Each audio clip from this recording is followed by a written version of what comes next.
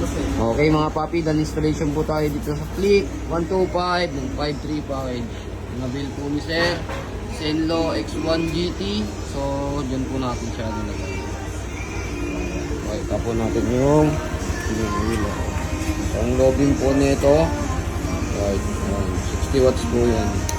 I-beam yellow. Sa switch ni Sir ginamit natin domino 3-way switch. So dito natin siya pinista. Naglagay tayo ng stainless passing switch.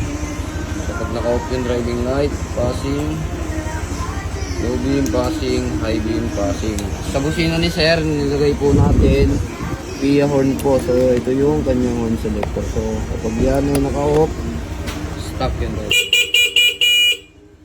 Okay. Via